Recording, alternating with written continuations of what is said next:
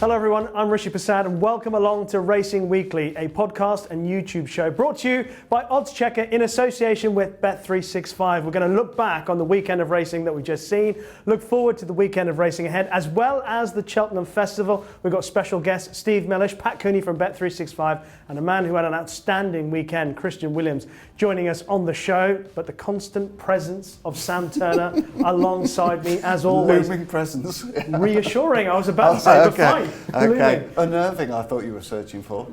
Sometimes, Yeah, sometimes when you give me that glare of disappointment. Yeah. But nothing disappointing on the weekend for you? Plenty at the London Stadium on Sunday. Yeah, 90 minutes in the library watching Wolves' very insipid performance. But David Moyes is a superb manager. Very Should good go back to manager. Old Trafford. 35% of the ball at home and they still win. But let's not talk football. Not now. Not now, anyway. Yeah, Saturday was great, wasn't it? And it was almost like a victory for the common man. I'm not doing disservice to Christian Williams here, but you know, a smaller stable, brilliantly targeted a couple of big races, and you know, target trained them to absolute perfection. Well, Christian Williams is one of the people we'll be chatting to in this week's Racing Recap. Inside the final 100 yards, Escaria 10 responds, and he's second now at the near side. It's going right to the judge. That's many close. And Arkle Risque is out in front on the run for home. It is now by a few lengths, and Arkle Risque is going to win the Dovecote. For Tom Cannon and Chris Gordon wins in great style. Arkle Risque. And Night Salute keeps on finding, and Night Salute's going to retain his unbeaten record over hurdles and win the Adonis Hurdle for Milton Harris, Paddy Brennan, and for the Four Candles Partnership, the Triumph Hurdle dream is still burning bright. Up the run, and it's Cap du Nord, and in front leads by 3 lengths. Will be a 1-2 for Christian Williams. Cap du Nord wins the Coral Trophy. Well, just before we get into Racing Recap, a reminder of Oddschecker's Cheltenham Super Service. It's now just obviously 2 weeks away to the festival. This year, Oddschecker are doing the hard yards for you. Be the first to hear of market movements, the latest news, race entries, plus all the best bookmaker offers ahead of what we all know is the greatest show on turf. All you need is an email address. You can sign up using the link in the YouTube description or wherever you're listening to this podcast.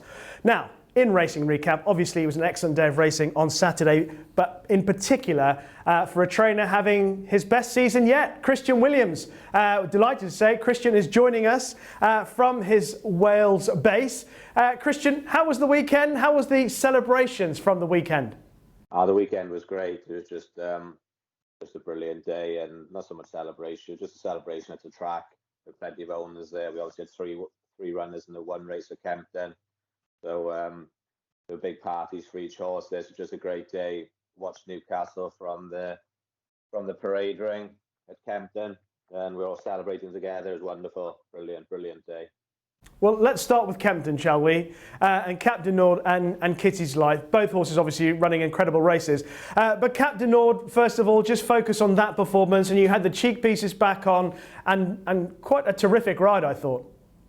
Yeah, he's just too well handicapped, I think, for Kitty's Life to get past him. But you know, we just seemed to struggle with him a little bit this year. But he obviously bounced back to form at Kempton, a bit nicer ground, and you know, not so much a cheek piece as I wouldn't have thought. Just nicer ground, and probably the healthiest he's been.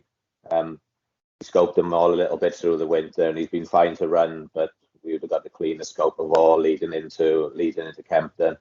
So we'd been struggling for excuses if he didn't run well. But a lot of hard races the last few years. There's always a little bit of worry that they're not quite the same horse. But we got him nice and healthy, nice ground, and I think Jack was confident.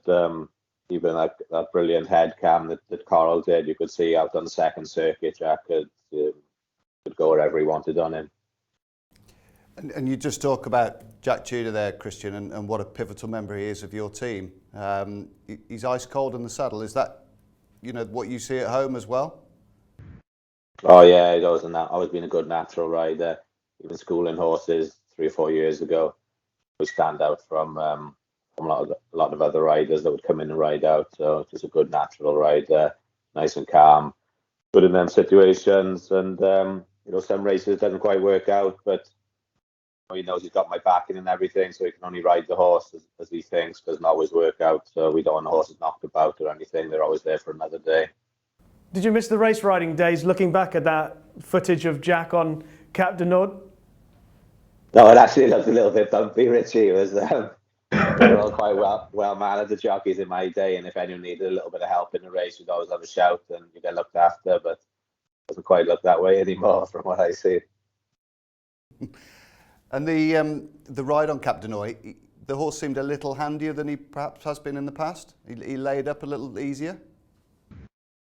I wouldn't go that far, Sam. I think he lost his position the first circuit from the head cam, but then it looked, when he turned out on the circuit, then with the circuit to go, it looked like he could go wherever he wanted to go then. So it looked like the horse warmed into it, but it was a great insight off of that jockey cam.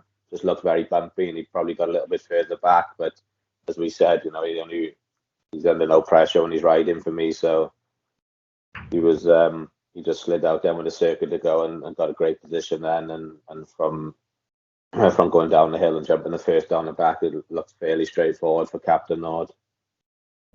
Yeah, and you must have been delighted how the second came home as well. Brilliant, Sam. Yeah, we thought he was in great form there, and he was probably just a little bit unlucky to bump into Captain Nord, well handicapped on the day, and if Captain Nord hadn't snuck into the race, then Kitty might have won quite handily. On I always thought Devon keeps banging on that Sandown doesn't suit him, and Kempton doesn't. I always knew there's a good racing him around there. And I just didn't want to bottom him, and Haydock and those type of places, real heavy ground. He's just not the type of horse you could do. He's only a young horse, so I want Kitty's Light to be running in Grand Nationals when he's 8, 9, 10, 11-year-old. To do that, we need to be. We went into this season being mindful of that, and I think he's won a 60, 70 grand in prize money this year already, so he's already done a good job this year. It'd be great to sign off the season with a win. But, even up until now, he's paid his training fees well, and he's putting himself in a good position for future seasons. And the ultimate aim would be the Bet365 at the tail end of the year? I'm not sure, to be honest. I think we've got other options now with maybe Scottish National for Kitty, and could have a few sneaky ones hidden away there for the Bet365. So we'll could have a Scottish National covered there with Kitty, and we could have the Bet365 covered with maybe something else.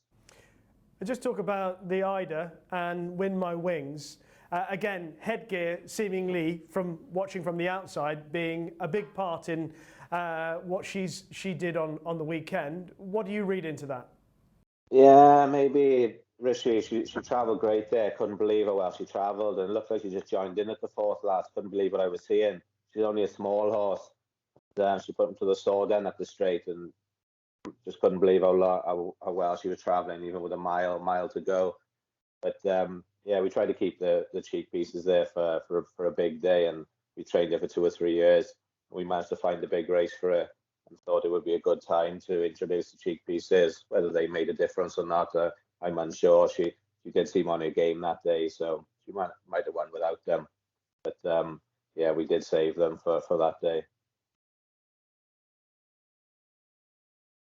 Could be. She jumped and travelled well at Newcastle, so she loves a bit of fast ground. So she could, she could run a big race around there, Sam, I would have thought.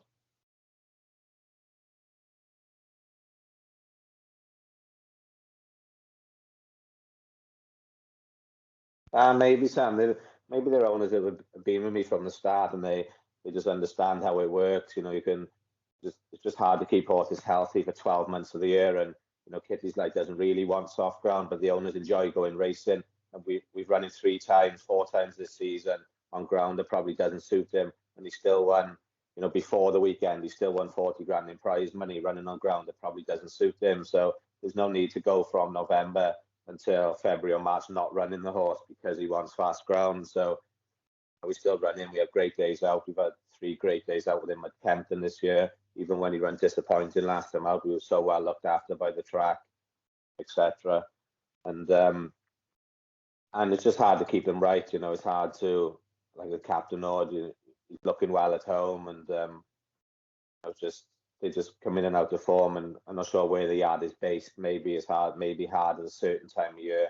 Maybe we go 3 or 4 weeks in and around Christmas and after, where we maybe struggle to get horses in tip-top form, only certain horses.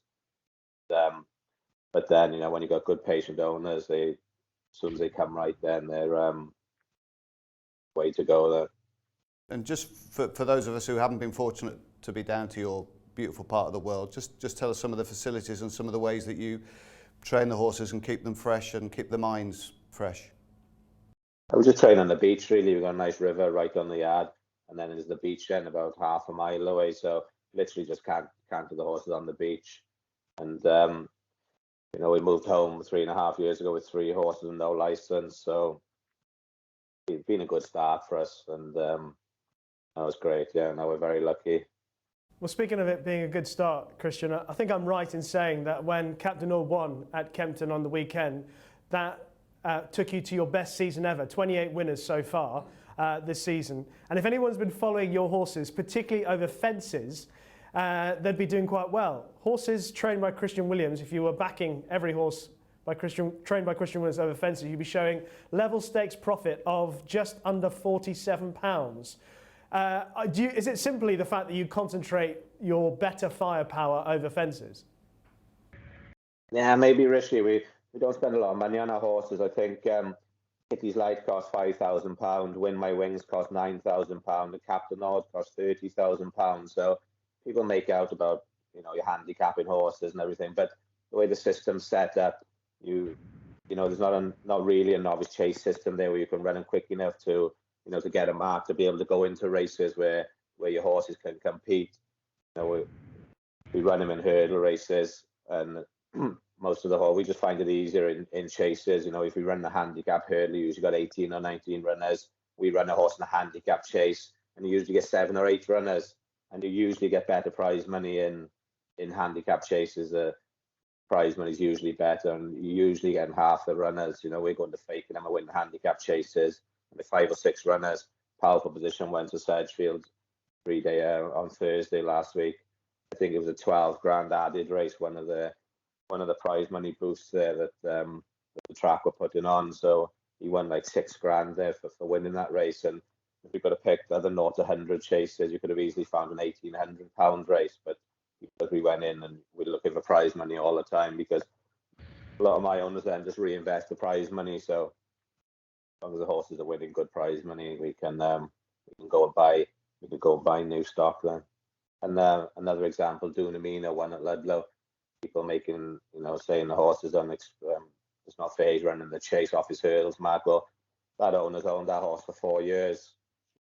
Bought the horse, she's paid 4 years training fees on it. She's owned it since a 2-year-old. Got a cross-country pedigree. She's bred to run over fences, and he's not bred to be a 2-mile hurdler. But when you're starting off and educating the horse, you haven't got much choice but to run in those hurdle races. You can't find any cross-country races or, you know, chases for the horse to run in. There's no experience at all. But he's running those hurdle races, gained experience from that, been turned out for the summer, then been looked after well by the owners. They've had him back for the last 4 summers. And he goes and wins a handicap chase, and it's the least the owners deserve. They kept the horse 4 years. You know, they've seen him be educated in a bumper and 3 hurdle races, and then he's gone to win a novice chase and a handicap chase. Well, Christian, obviously we got you on a week too late, because we'd have loved to have you on the show on Racing Weekly last week. But we must take the opportunity to ask you about anything that you've got coming up in the next week or so that you might want to point out and go, yeah, this might be well handicapped, or this might be something that I want to have a touch on. Well, Groom Du Derry's horse I saw firsthand at Ludlow, Christian. Your level straight profit would have been a whole lot more handsome, wouldn't he, if he'd managed to win the way he moved through that race at Ludlow on Thursday? Yeah, I don't look at my stats too much yet, Sam, because we haven't been going too long. I don't really look at my strike rates and winners and everything until, you know, in a year or two's time, we'll have a little bit of a system in place then, maybe, where we'll have a bit of a summer team and then a winter team, and we just keep marching on there. But now these horses, Groom Du Derry and Dunamino, the owners own the 2 of them since they were yearlings, and they've obviously done their education, gone back. I think it was both their first run for 200 odd days, so they've obviously strengthened up, and hopefully both, you know, they're only lowly rated, Sam, but hopefully they turn into nice horses, because the owner puts a lot into the game, and But they were Mark owned horses for years and years, and for them to go and win an ITV race, they would win my wings when the Eider Chase was brilliant. You know, they're great owners. They've got horses with myself and Henry Oliver, two relatively young trainers. They supporting two, not too much lesser trainers, but two trainers there who haven't been going for too long. So it's great that they support us, and great they managed to win a big race. You know, owners like that are good for racing. Well, Christian, congratulations on a brilliant weekend. Well done with all the horses that ran so well. And we hope to get you in the studio in person in the future. So look forward to you making the journey from Wales into London one day. Thank you. Thank you very much. I was going on the horse at the follow that powerful positions, looked a nice horse, and looks fairly progressive there. I think he's only getting going. When he won a Sedgefield the other day, and the track wouldn't have suited him, be a little bit tight for him. But probably won't over race him this season. He's a little bit of a frame of a horse. We couldn't really train him last year. A little bit of pelvic trouble maybe in Ireland, and didn't really notice it when we bought him. And then when we tried to train him, then we struggled a little bit. But turning into a nice horse this year. Probably only have one more run maybe, as the tracks are putting on such good prize money now with those arena racing, putting on good prize money. So we'll probably give him one more run and he'll be turned out for the season. Then we look forward to him next year. Hopefully fill his frame and turn into a nice horse. Brilliant. Christian, good info. Thank you very much, and well done on a fabulous weekend. Thank you very much. Thanks for having me on. Well, there were some other smart performances on the weekend, in particular at Kempton. Let's start off with Pic D'Orhy for the Nichols team, another welcome winner for them. I thought it was a very interesting way to finish the race, because Harry Cobden taking no prisoners over the last two fences in the way he threw him at the last two obstacles. There was almost a bit of angst in that ride, wasn't there, from 3 or 4 weeks of rather quiet and lacklustre performances. I've got a chance to win a nice race here on a Saturday. Bosh, I'm going to go for it. And to be fair, the horse picked up and answered him in every call, didn't he, really? Because I thought Miller's Bank got a beautiful ride, smuggled into the race, but Pic D'Orhy really knuckled down. And he's the type of horse you've got to meet him on a stride, haven't you? Because he doesn't fiddle great, as we saw at Newbury early on in the season. But it certainly paid a handsome compliment really to Lon Pressay, didn't it? Because I think that's the thing to take out the race. Lon Pressay travelled all over him, had him beaten a long way at Sandown. Although Paul Nicholls might counter that by saying Pic D'Orhy, he probably ran him too quickly at Sandown. Shouldn't have run him at Sandown. Yeah, and I think that was the feeling that came out of that race, most definitely. But it'd be a flying ride round Aintree, wouldn't it? He'd just be perfect for him, that track. Nice flat track, decent ground. He'd be a bit of a thriller minute as well, wouldn't he, round there? What about the Adonis? Young Knight Salute is having a tremendous season for Milton Harris, but how significant is that for the Triumph? Well, I think it was a clever piece of placing. Just a couple of weeks before the festival, really, and that race sort of played to the strengths of Knight Salute, travelled nicely, went a good gallop, 1 or 2 again disappointed in the race, but you can't knock Knight Salute, who's cheaply bought, has won 5, he's won at Cheltenham, he's beaten everything that has been put in front of him, really, hasn't he, in this division, in our country. Whether he can mix it with the Irish horses, well, we'll find out in just under 3 weeks' time, but you could ask no more, and I think Milton Harris has done an absolutely brilliant job with him. He has. He's done a brilliant job with a lot of horses this season. Yeah. The runner-up, Teddy Blue of Gary Moore's, unlucky? Would he have won? A shade unlucky, but I think Knight Salute probably had a little bit more in the tank. But super performance from Teddy Blue. Lovely to see these colours running prominently in a big race. Obviously, had some really good horses, the owner, in years gone by. And it was a little bit unfortunate just to clear out the last. A brief word on Irish interesting performances. And Any Second Now, who ran a mighty race in the National in 2021.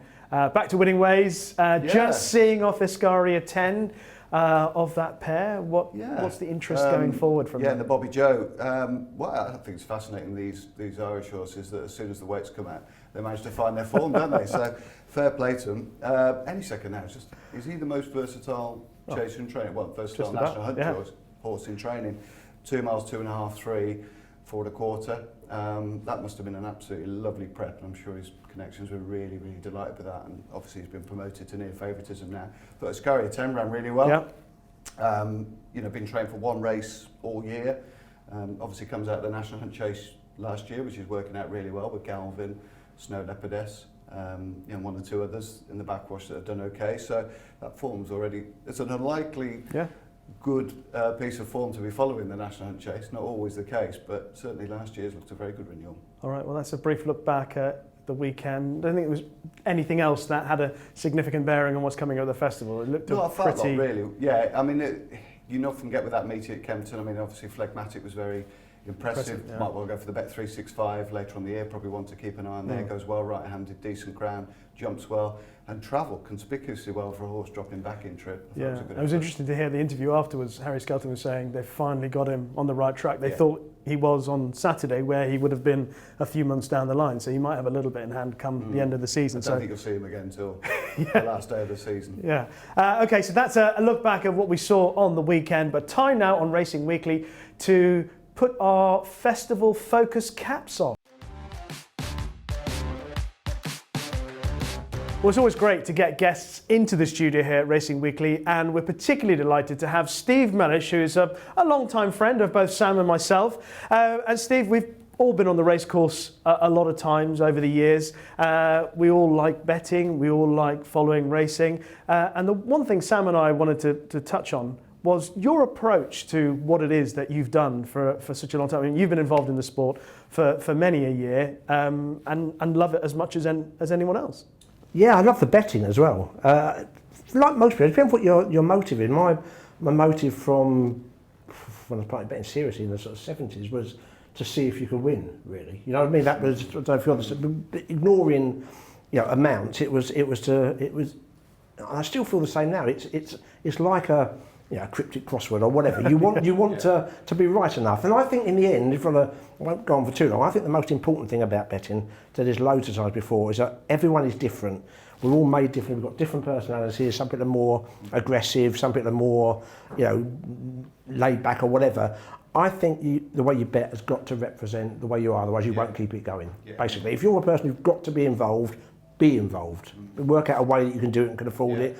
If you're a person who doesn't want to do that, and I fall into the category of the latter, I want to be, fairly happy in my mind if I'm having a bet. But that just suits my personality, because I think I'm probably, with a small c, conservative. Well, I was going to ask you whether you were, whether you would be a lower stakes punter at turn over a lot of money and have a lot of action, or whether you would take the more patient approach and have more of a sizable wager. Well, I'll be on the latter. It wouldn't be sizable by many people.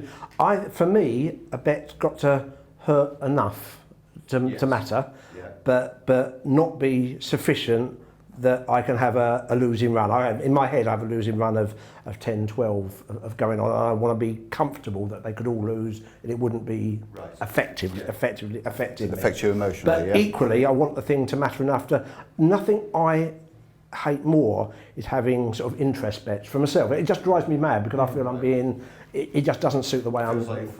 Yeah, and it's stupid. It should be fun, and I'm happy to go with people who are doing it. I sort of get pleasure off them doing it, but it's not. It's just not the way I'm made. I remember years ago, one thing Steve told me, which stuck in my mind ever since, was when we were talking about choosing bets and about picking horses out in a race. You're talking about our brains being like computers, and you're constantly, once you're watching racing or you're watching any sport that you're particularly involved in, you're constantly feeding it information by absorbing it, reading.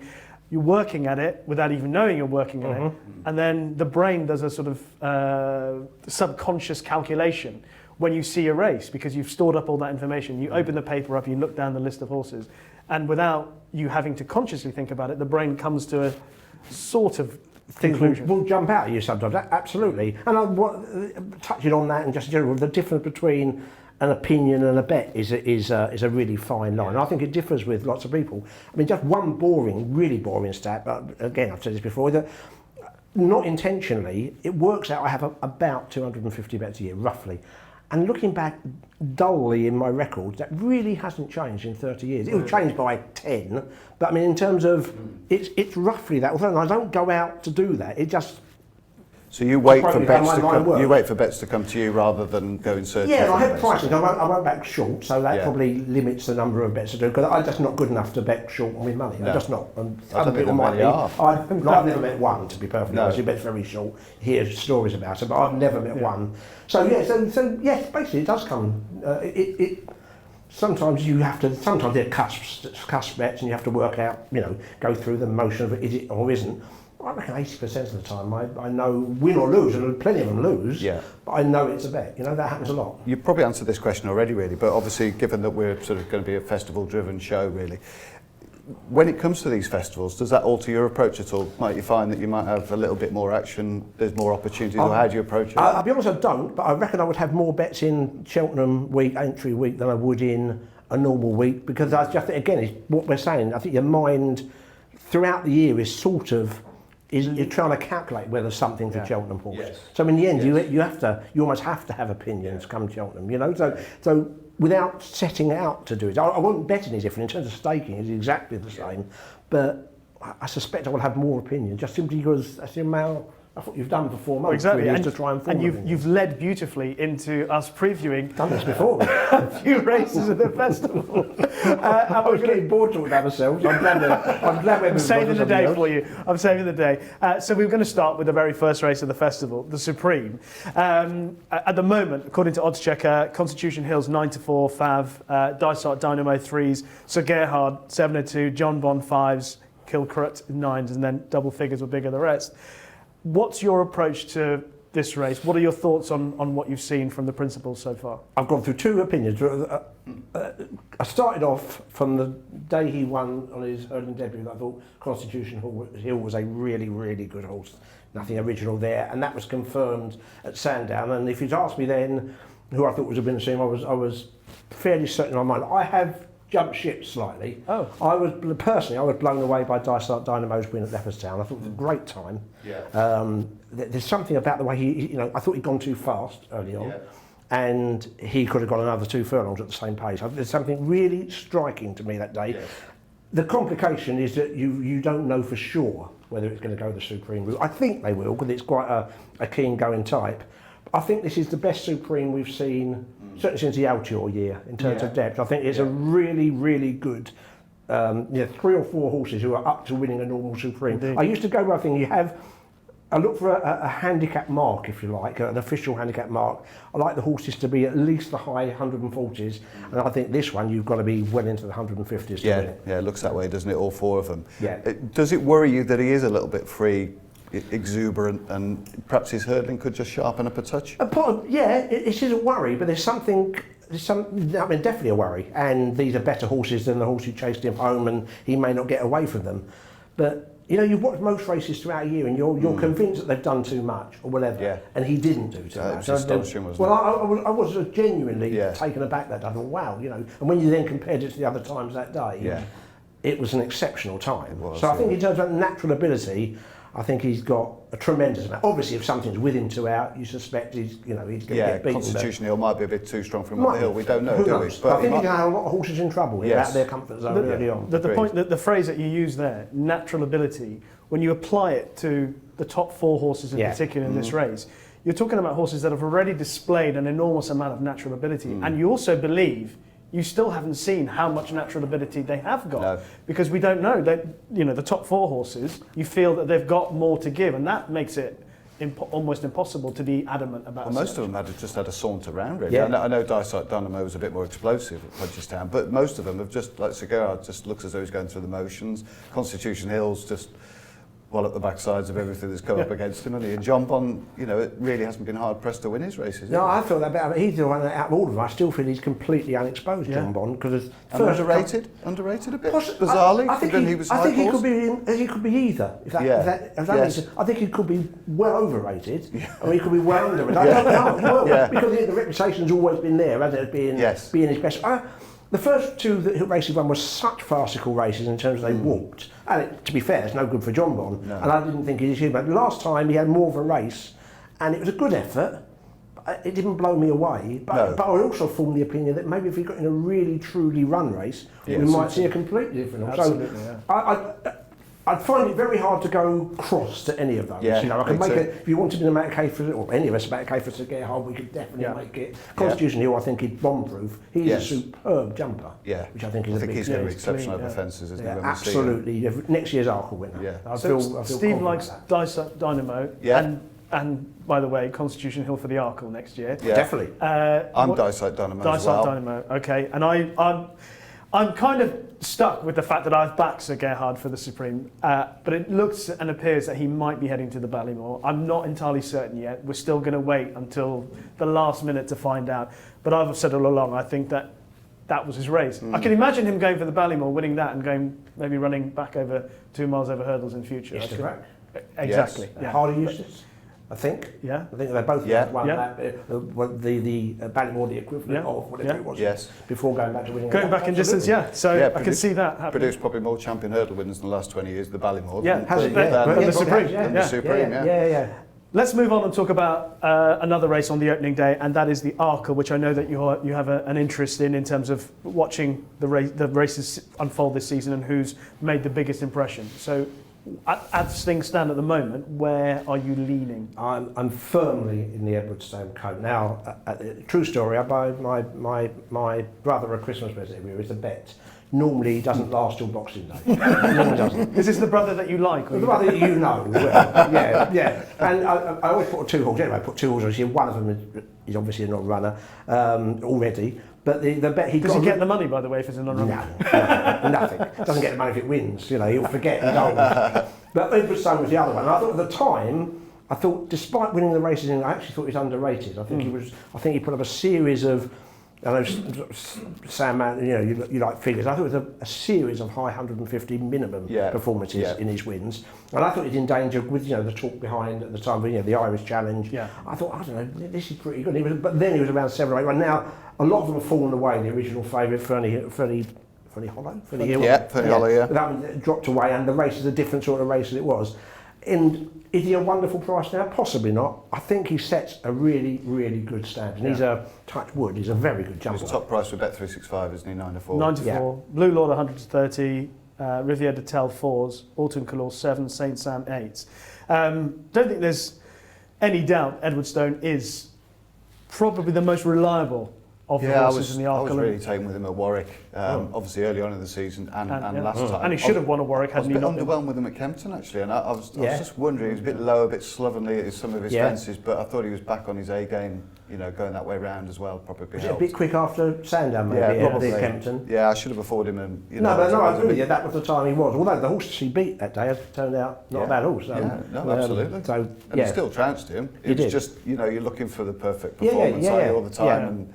And, probably asking too much of horses, repeating, going back to the track. But yeah, I mean, the lovely thing I love with him is that he seems to have a natural enthusiasm for the game.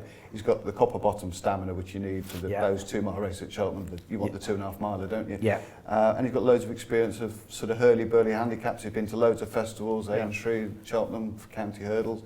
He's just pretty bomb-proof, isn't he? I think so.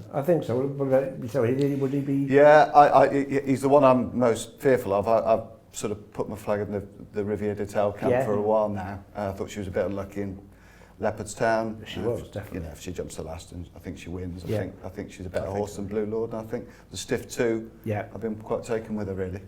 I think Edwardstone, interesting point Alan King made about him was the fact that watching him run over hurdles, you kept thinking this is a horse that has reached the ceiling. And I thought that was as good as he was, sort of, maybe mid 140s, potentially, that would be it.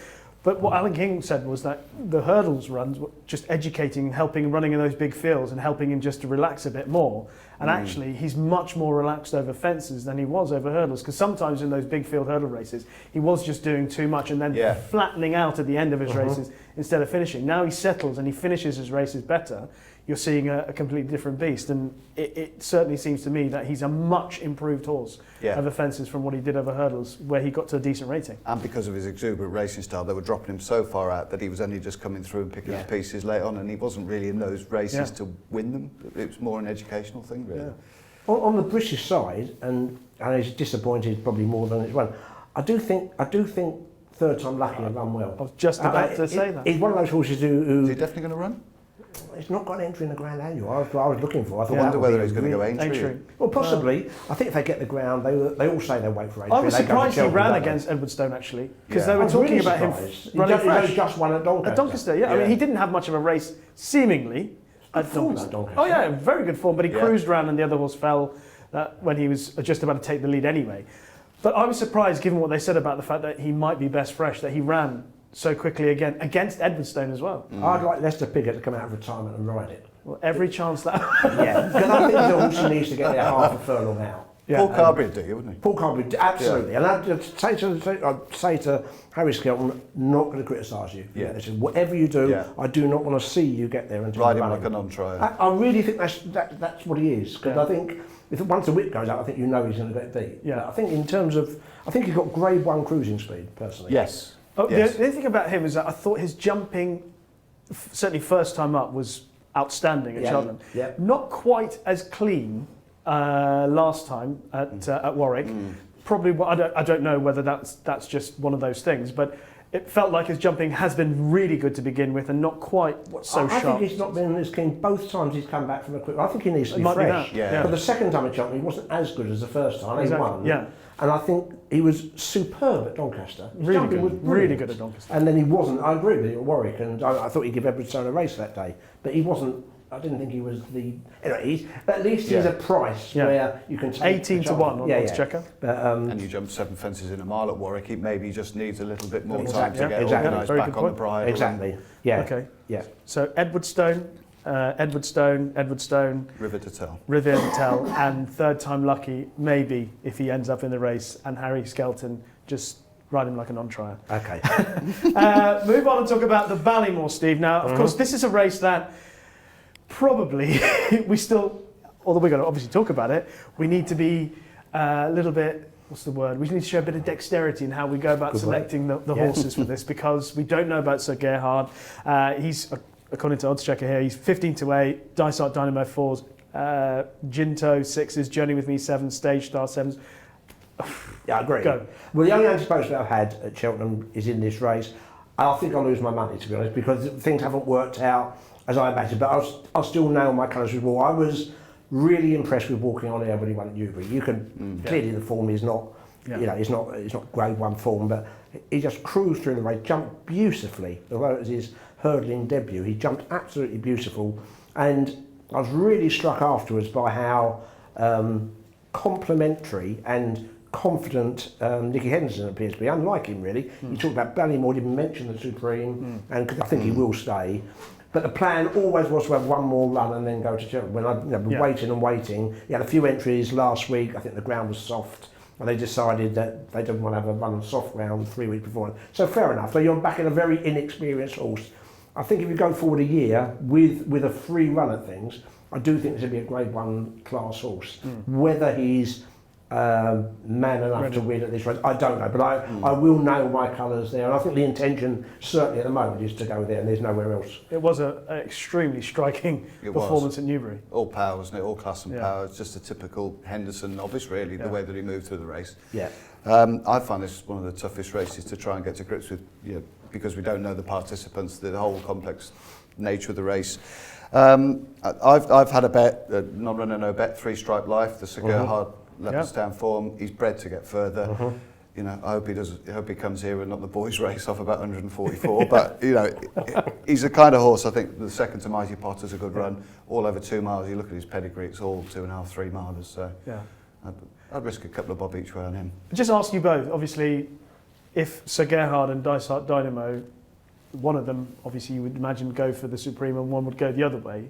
Would you be keen on Dysart Dynamo? I know you've obviously tipped Dysart Dynamo. Would you go, right, Dysart Dynamo is obviously a horse for the Supreme, and Sir Gerhard is obviously the one that's going for the Ballymore? I think we're only having this discussion because they're both trained by Woody Mullins. Yeah. I honestly think if they were different trainers, it would be a certainty Dysart Dynamo was going for the Supreme, just for the way his run style, and there'd be a certainty that last year's bumper winner, who looks speedy, Sir Gerhard, I think they would both unquestionably go for the Supreme. It's complicated by the fact that you've got one, and understandable, you're a powerful lard like Woody Mullins, you would like to win both novice hurdles. So I think we're only having this discussion because of that. So that's a long-winded way of saying, if I was a fan of either, I'd much prefer them to run the Supreme, personally. You're trying to put a square peg in a round hole for me, almost stepping them up to, you're hoping you might get away with it in the Ballymore. Okay, you might take on a slightly weaker level of opposition, only slightly weaker, but you don't know, there could be a really good horse lurking in the Ballymore with Ginto, Journey With Me,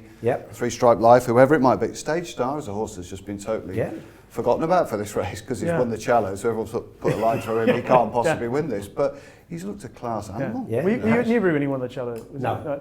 But, what was your thoughts on the quality of performance? Exactly what Sam said. I think he's done everything right. You can always, you can... Times are good, aren't they, Steve? Yeah, absolutely. I think it's a really good performance, yeah. And I like the fact in many ways we haven't seen him since. Yeah. He'd be a fresh all, absolutely. He's got, in terms of form, he's right up there, isn't he? I think they learnt a little bit of a lesson with Braveman's game last year, and I think he got to Cheltenham and he was probably just the other side. Dipping.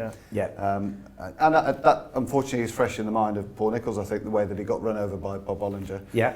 But I think they've perhaps learnt their lesson. There's not a certainty that he'll run, but you get the non-runner no bet concession anyway. And I think you can do a lot worse. He's a class horse. He's bound to run well, you'd think. Yeah. And if Sir Gerhard did line up for it, would he be the one that they all have to beat just because he's Willie Mullins unbeaten over hurdles, champion bumper horse last year, and some people have suggested he might be better over further, which I don't subscribe to personally.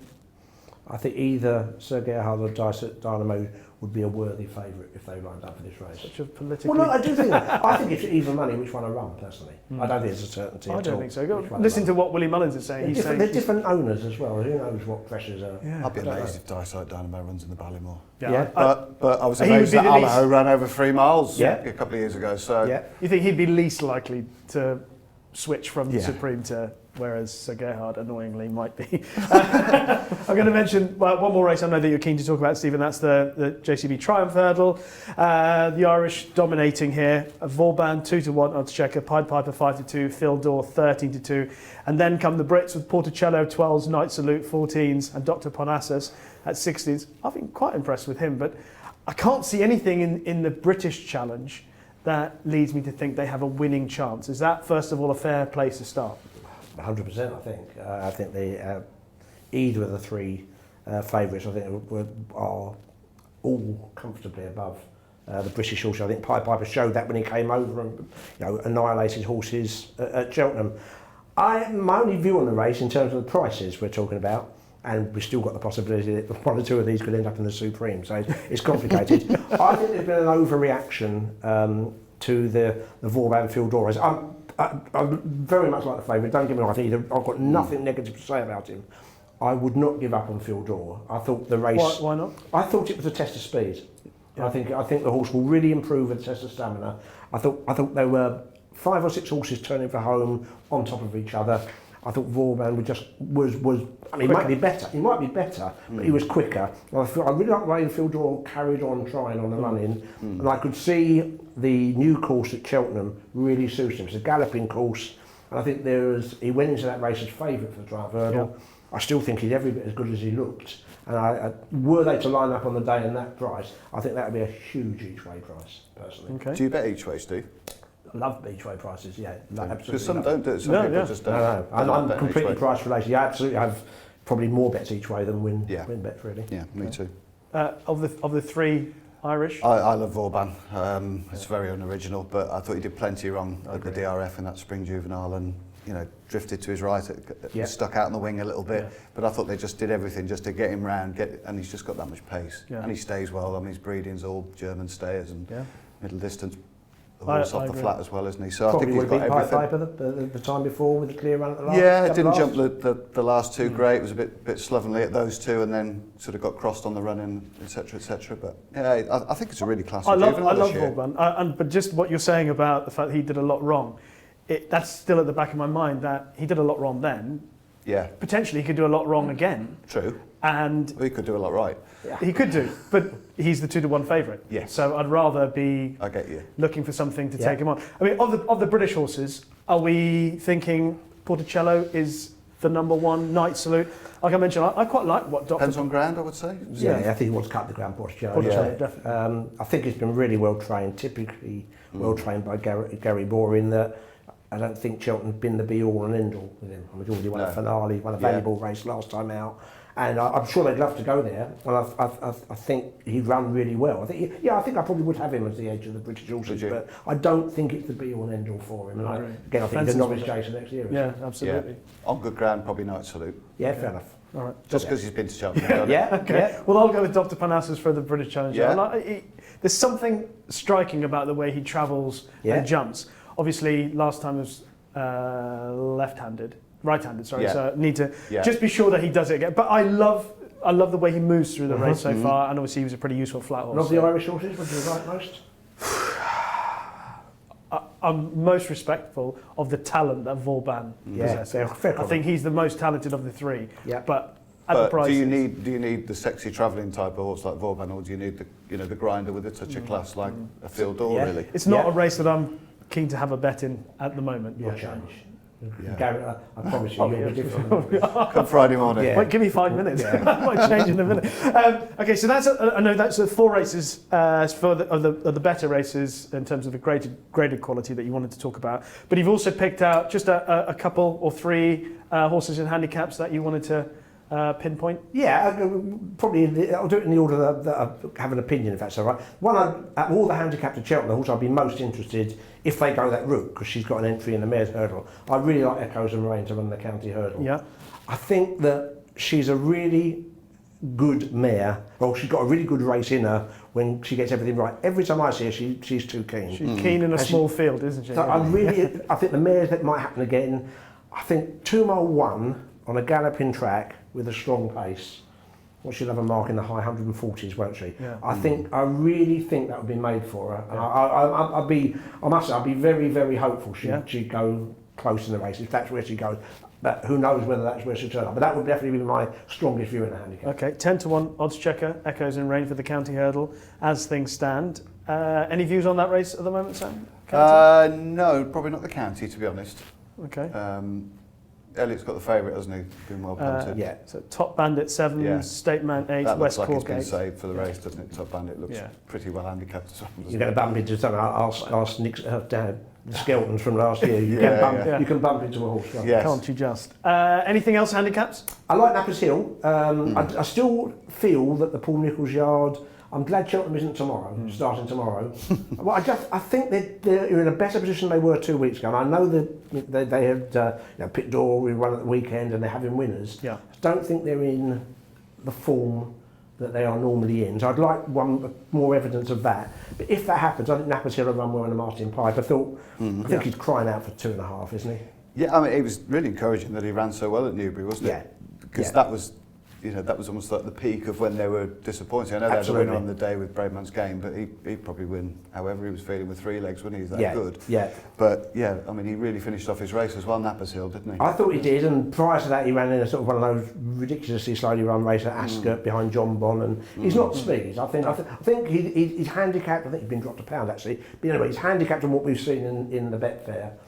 And I think, given a longer trip, he might improve. Had some joy in the race as well before, haven't they? Salubrious? Yes. Yeah, indeed. very much so. Very much so. Nappers Hill 20s at the moment, according to odds checker for the Martin Pipe. Anything else that you want to give a reference to? I'll give a small mention to the third one I picked out, although I'll be honest, since I've told you about it, I've realised it probably isn't the brightest thing I've ever said. I think Amarillo Sky run well in the Grand Annual? Grand Annual, I beg your pardon. I'm just very impressed with how he jumped to Newbury. Where I'm being stupid is that I don't think the handicapper is going to miss the fact that he won by 10 lengths, and I think I'd be slightly concerned. It's the same with Sky Pirate last year, wasn't it? That he sort of balked against the normal tradition that you had to be a dark one and not run since Christmas and all that sort of stuff, and he was just running and won. So I think not exactly, but like Sky, I think he's got a really good cruising speed. Yeah. And I know he fell once at Newbury. He's a very good jumper. he fell with my money on him at Newbury. He would have won that day, Sam. You're unlucky. So whether he's going to be a well handicapped horse, I don't know. But I think that's a realistic target for him. 12-1 odds checker, Grand Annual, Amarillo Sky as things stand. So that's a look at Cheltenham, Steve. Thank you for all those thoughts. One thing we always like asking people about here is we give them the power on this show to change one thing in racing. So that's the sort of strength that Sam and I bring to the table. So you can change one thing in racing. Okay. What would it be? Truly, I'd have 400 less fixtures a year. I think racing would overnight be more competitive. I would. I don't think it would affect betting turnover at all. I know, the levy ball too, where I don't see the logic of that.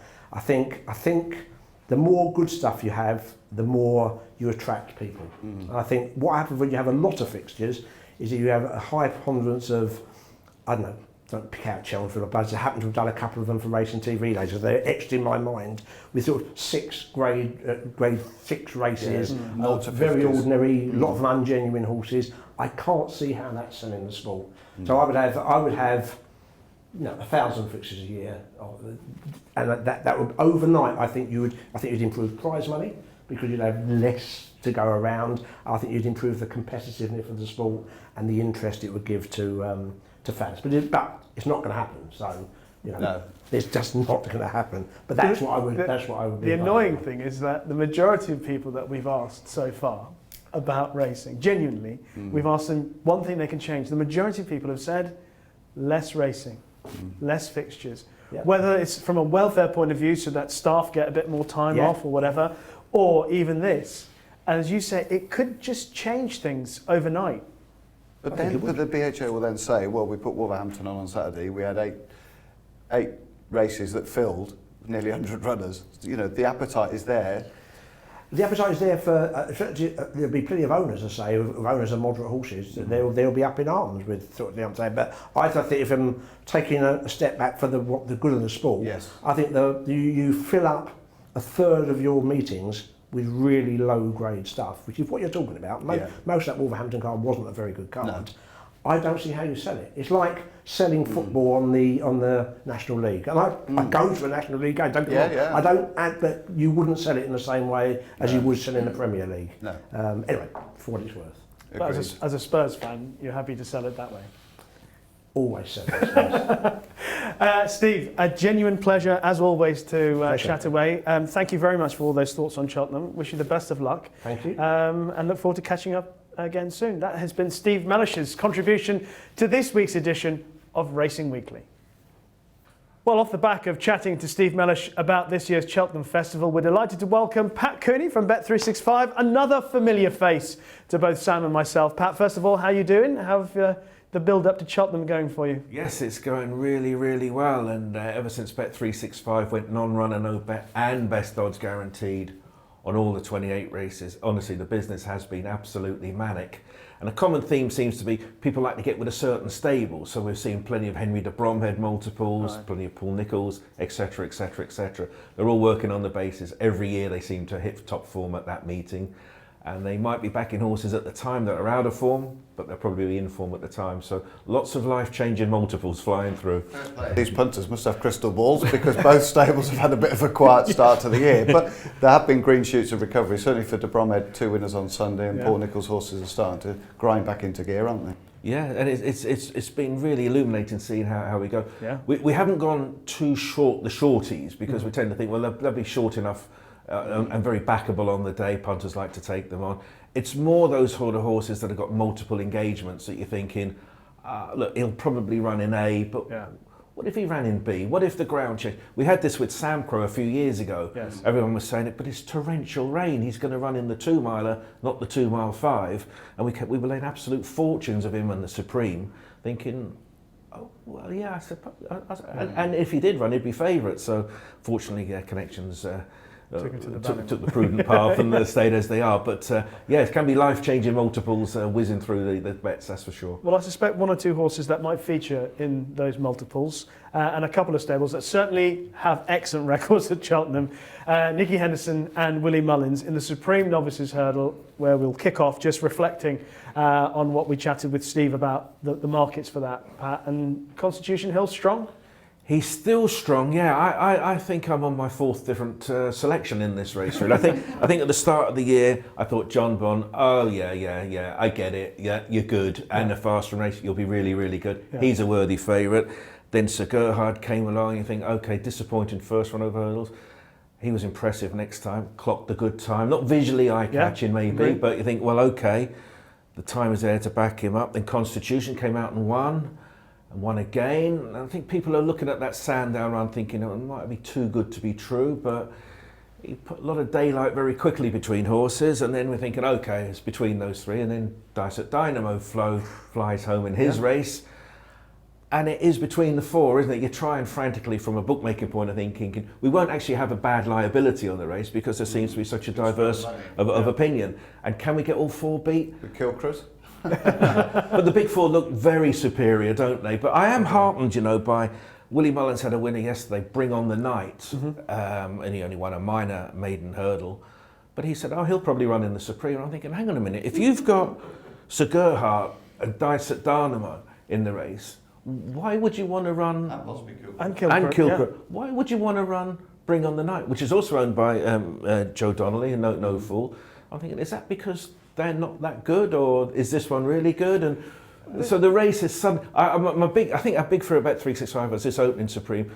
They're so good, the front four, there might not be that many runners, but it looks as though Willie Mullins is going to have 4 or 5 runners in the race. If you can interpret correctly Willie Mullins' approach to racing, could you please write a thesis on it so that we can all... Yeah, it's tough, isn't it? It's really difficult. Just Pat, what's the top price you've laid Constitution Hill? Well, I think we laid him about 10 to 1 when he won so well the first one. But then at that stage, it was still John Bonn and Constitution. Like that, you're thinking, what is it achieved? You know, there's others around. There's going to be a good Irish depth to the race as well. So we weren't overly concerned. I think it was when he went back to Sandown and he really, really looked the part.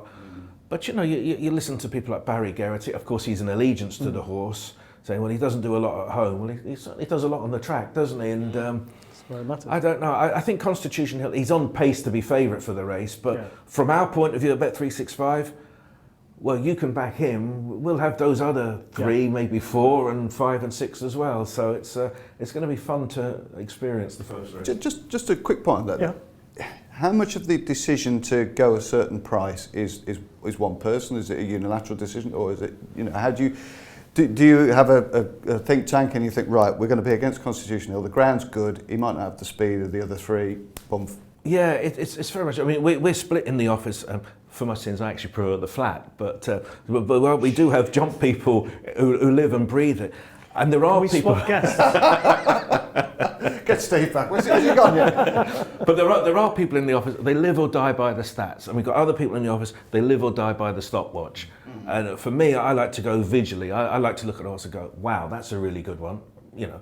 But the people who want the stats are saying, oh, this can't happen and this can't happen. No 8-year-old's ever done it. And you think, well, hang on, he's, you know, what if he was 7? Oh, it'd be a good thing if he was 7. What if he was 9? It'd be a good thing if he was an 8-year-old. No, you've got to be against it. But the people who are normally nearer the bullseye than anyone are the stopwatch people. Yeah. Because they can say, he's done that, whereas these ones haven't.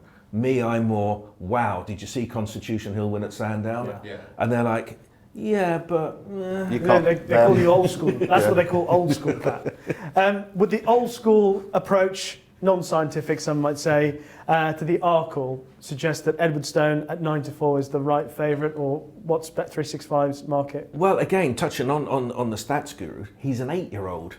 And Edwardstone, as good as he's been, he hasn't followed your typical really good bumper, really good novice hurdler, straight to chases. He went round in handicap. I was backing him in races like the, you know, County and the Great Wood Hurdles. I thought, he's my Coral Cup winner, or you know, or those types of races.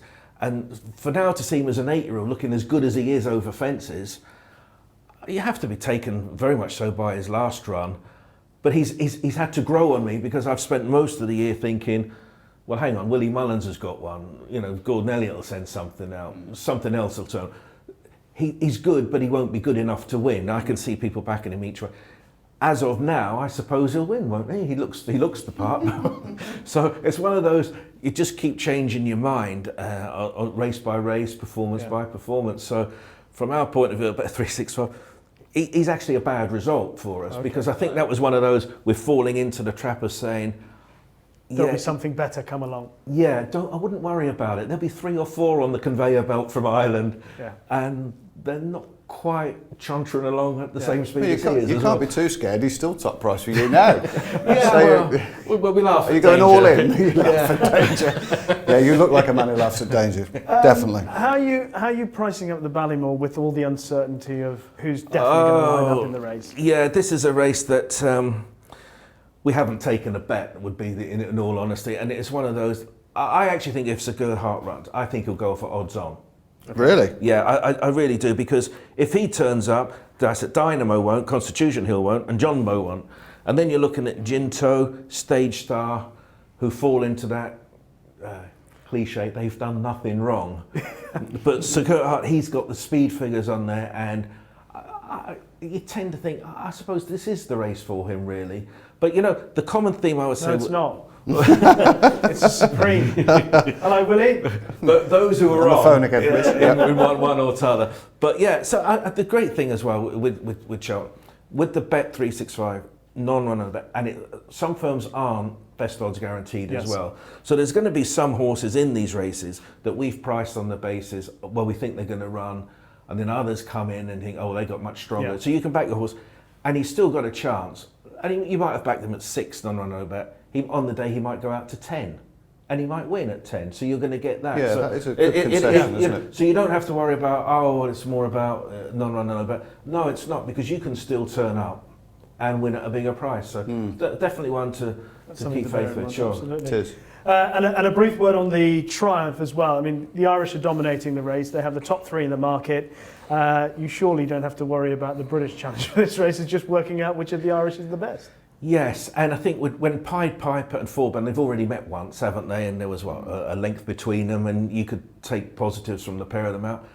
Where one is in the market and where one is in the race, I would imagine they're going to be pretty much stride for stride, really, aren't they? I actually saw Pied Piper run on the flat in a race that we sponsored at Newmarket. John Gosden trained it. I thought, oh, he's a good-looking horse. If you'd said to me, and he was owned by the Queen, of course, ridden by Frankie that day, and I was presenting the trophy, and I was thinking, wow, this will be some gig. The Queen, Gozzy, Frankie. What a triumvirate that is. No. And he finished 3rd or something. And if you'd said to me, that'll be Triumph Hurdle favourite in 6 months' time, I wouldn't have believed you. But like that, seeing is believing, and I thought he was hugely impressive at Cheltenham. Now, I think a couple of them ran on Saturday that were, they didn't really endorse the form. But that was another one where I thought, well, there wasn't a second that day. He was miles better than Yeah, he just pulverised them. So I still, of the two, would prefer Pied Piper over Forbin. Like that, Phil Dorr, I'll give him a pass on his last run. Yeah. He's one of those, he'd want rain, I think, to really shorten up in the market. And then if you're asking me, well, can there be a shock result? Well, not really. Night Salute, we all like Night Salute. He's a good game horse. Porticello is probably the best looking horse in the race, but ground dependent maybe. He's one for your non-runner no bets, because Friday on normally dries out alarmingly at Cheltenham, doesn't it? And if you're asking him to run on goodish ground, he might not turn up. I would imagine the more stable, because they think so highly of him, they'd be keen to have rain. And just say it is soft on the Saturday, you'd be thinking, wow, 9-1 or whatever, non-runner no bet, and it's pouring with rain. He could put it up to the main 2, but I am a Pied Piper. Do you know what happens there? Pat's just done his 5th day of the festival. Prediction, he's gone for the Saturday,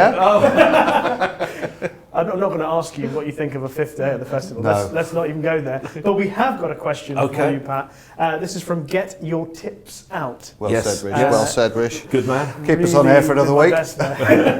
He says, is there a horse trading short or as favourite at Cheltenham that you think will be a much bigger price on the day? And this is thinking back to Shishkin a couple of years ago and how weak he was before the Supreme. Yeah, well, I would keep this simple, really. I'd go to race 1, day 1, and it's just the traditional path that us bookmakers have gone down in recent years. Whatever's favourite for the Supreme, and it looks like it's on pace to be Constitution Hill, you just say, let's just go top price it. Just go top price it. What is everyone? 2 to 1. Let's go 5. We'll go 3. Because if it wins, we've 27 races to get it back. Don't worry about it. And if we get it beat, we get it beat. So I think you'll find a lot of bookmakers being very, very adventurous in that early Supreme. doors. In it, to try and go 1-0 up. And of course, I think back to previous years. Women was at the infamous Ruby fall when we really were in trouble. When the first couple of favourites won, and we're thinking, whose idea was this again to be? But I do think it's something that stands. So whatever's favourite, and let's say Constitution Hill, nothing against him, but we've 27 races to claw it back. The other one I was thinking of, I don't think Allaho is going to be opposed in the market in the Ryanair. I think he's just one of those, isn't he? He was the hugely impressive winner of the race a year ago. And what's there around? Maybe Conflated might rock up, Shan Blue, but they've bits to do. I don't see the bookmakers going against him for the sake of going against him. I roll onto the bumper, Facile Vega, trading round about evens odds on. Yeah.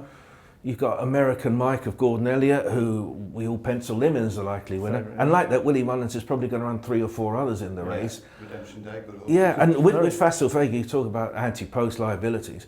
We had inquiries for this Facile Vega before it was even named, because his mother is Quivega. And we were saying, well, we can't quote a horse that hasn't got a name, can we? And they were saying, yeah, but it's by so and so out of Quivega. So this was no surprise. This horse was being decent. But if you're asking me to back one at evens or a slight odds on for the bump, and you look at American Mike's performance, you think, whoa, they're good, and that one there, Willie Mullins, that's good, and show me that one there, and show me that. I could see the market going against that one, but the festival with 10 to 12 days away, a lot depends on trainer form. If Willie Mullins is bang out of form, if they have a terrible Tuesday, we'll be opposing them Wednesday onwards. Well, and likewise, Gordon Elliott and so forth. I read that article in the Racing Post recently with Willie Mullins, and they were saying he was saying he dreads the day that he goes blank at the Cheltenham Festival. And I'm thinking, I cannot potentially see that at all. Can you? No, but he did have a bad start a couple of years ago, and then I think he had a four on the Thursday. Well, a bad start invariably means a pretty strong finish. Pat, it's as always been informative and entertaining listening to your thoughts, and particularly on the opening race, the Supreme Novices Hurdle. That has been Pat Cooney from Bet365 on Racing Weekly. Well, it's been great chatting to Steve and Pat about the Cheltenham Festival, and actually, Sam, we've got a weekly question from our friend Adam O'Connor, who says, what can racing do to build upon the popularity of Cheltenham so that the public continue with the sport outside of the festival? Tough one. You got any thoughts? I haven't really got too many thoughts. Other than bat it straight back to you then. Because Cheltenham is so far removed, I think, from the rest of the season. As in, when I say removed from the rest of the season, removed from the importance each week on its own, own particular importance. Well, it's got a narrative that leads into it, basically, from the start of October when we're talking about the Chepstow races.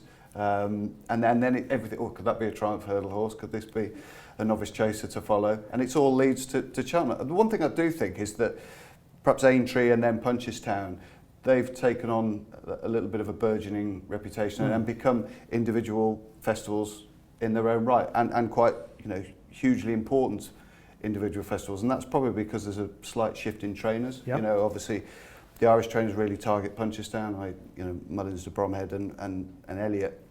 But I think you've seen some of the leading British trainers as well start to think, Cheltenham's not the be all and end all. Let's build to Aintree. Paul Nicholls will take horses more predominantly. Nicky Hendon's always had a good record there. So I think Aintree has grown as a festival, thankfully, and deservedly so. I agree. It's great to have that. The one thing I feel that we feel almost intimidated by is when people talk about the importance of the Cheltenham Festival, and people say there's more to racing outside of Cheltenham and the festival. Well, yes, but it doesn't mean that we shouldn't embrace the fact that Cheltenham is such a great great credit to us. Well, it really is. And I think we ought to build on that. We ought not to deny the fact that actually this weekend it's this race that leads to the Cheltenham Festival. Why not? If you think about in America, the road to the Kentucky Derby, the road to the Breeders' Cup, they embrace it. Whereas for some reason we're worried about what people say on social media and go, oh no, there's other stuff outside racing than just Cheltenham. Why? Well, about athletics, where you've got all the Zurich meets all leading into a European Championship or a World Championship. Why not go the whole hog and really throw it behind the Cheltenham Festival and build upon the popularity when you consider that 250,000 people are going to be there over 4 days. It's having very a great popular. time. Yeah, having a great time. So that would be my thing. Let's really link it and potentially, it won't happen. So make it more about Cheltenham. Make it more about Cheltenham. All about Cheltenham. Right. Speaking of Cheltenham, it's time for this week's Turner's Tip. And I think you're concentrating on Cheltenham. So Turner's Tip this week runs in the Ultima Handicap Chase on the first day of the Cheltenham Festival. And it's I Right, a horse that goes back to the race after such a good run in the race last year behind Vintage Clouds.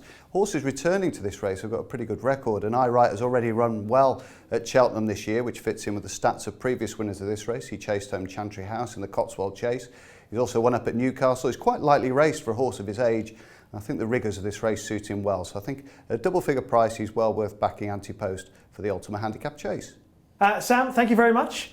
for your company. Rich. Enjoyed As yours always, that is it for this week's edition of Racing Weekly, brought to you by oddschecker in association with Bet365. Thank you very much to Sam, to Christian Williams, to Steve Mellish and Pat Cooney. Tune in next week. We'll be joined by another guest from the world of racing, and we'll also be looking ahead to the Imperial Cup at Sandown. We are here every Monday on the lead up to the Cheltenham Festival, which is not that far away now. If you like what you've heard or watched, then please leave a review on Apple Podcasts or in the comment section on YouTube. It would certainly mean a lot to us. Thank you very much for joining us on this week's edition of Racing Weekly, and we'll see you again next week.